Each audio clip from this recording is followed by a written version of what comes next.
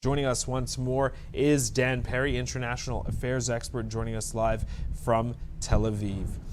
Mr. Perry, when it comes down to Benjamin Netanyahu and his essential role in Israel, how do these elections essentially threaten that role in time to come, based on the fact that there could be a snap election within 90 days?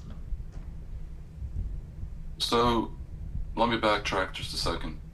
What you're seeing in Israel is political theater. The election has to be held by October. This move to dissolve the Knesset might bring it up by 2 weeks, maybe 3 or 4. That's obviously irrelevant in a 4-year term where almost no Israeli governments ever complete the full term. They're trying to create the impression of a rift between Netanyahu and the Haredi ultra-Orthodox religious parties because they are electoral poison to the rest of society. So Netanyahu wants people to think that he's somehow fighting for them and trying to prevent them from having the draft exemption that he promised them. And by the way, this draft exemption is despised by 80% of Israelis, yet the ultra-Orthodox demand it for their use. So basically, while regular Israelis are spending, in some cases, 200 days a year in reserve duty, fighting and being killed in Lebanon and Gaza, and in the West Bank, Haredi youth sit around studying Torah or pretending to study Torah. And by dint of that, don't have to serve in the army. The arrogance, the brazenness, the outrage of it is making Israelis insane. And so Netanyahu has to pretend like he's holding the fort. That is the dissolution vote. What it means for his continued rule, well, the polls currently show he's going to lose the election. Partly because of what I just said.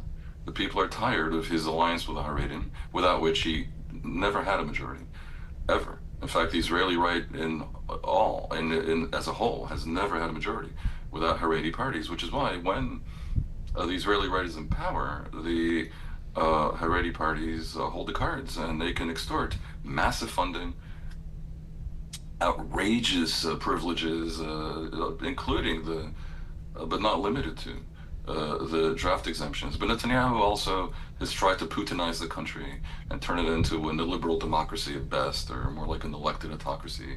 That wasn't popular. You may remember in 2023 that caused millions to hit the streets in anguished protest.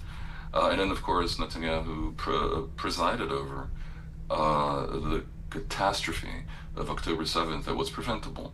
And that will be forever etched to his so-called legacy.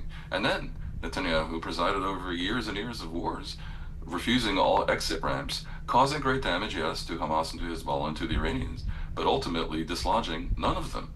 So that's why all the polls show that he currently has about a 20-seat deficit, about a 20% deficit, almost 20%, to the opposition, which is now quite united and may well, I think, emerge victorious from this campaign.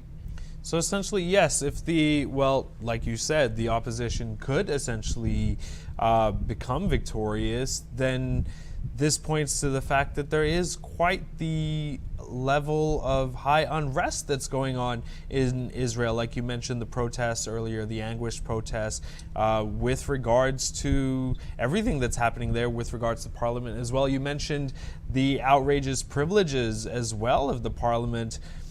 Some of the parliament members, which essentially, to me at least, resembles what's happening in Cuba, but that's a story for another time, and the fact that Geisa is in Cuba and so on and so forth. So when the opposition essentially becomes victorious, then what do you believe, as far as changes are concerned, will happen in Israel where there are less protests and less unrest, and the parliament, now that is essentially being dissolved, will allow for change that gives more power to the people, as they say?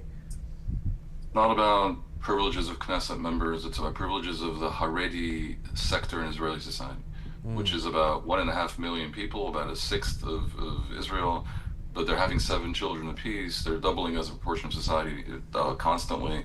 They live off handouts, basically. They insist on lifelong Torah study. It is a cultural war of the highest order. And if the opposition wins, then this arrangement with the Haredim will be re-examined, to say the least. And they're promising, at the very least, to end the draft exemptions. But I think many other changes are coming in this regard with the Haredim. The opposition, should it be victorious, will not try to Putinize the country. They will maintain Israel as a liberal democracy.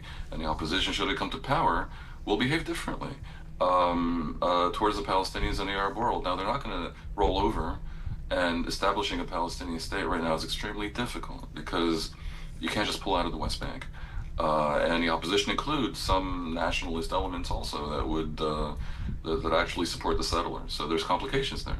But the opposition clearly would be moderate and pragmatic and not inclined to be at war with the entire world, and certainly not be at the mercy of ultra-nationalists like Itamar Ben-Gvir, who basically thrive off never-ending conflict. So you'd have a much more moderate Israeli position vis-a-vis the Arab world, seeking peace. You'd have an end to the outrageous excess privileges of the ultra-religious sector of Israel, and you'd have a return to liberal democracy as a principle.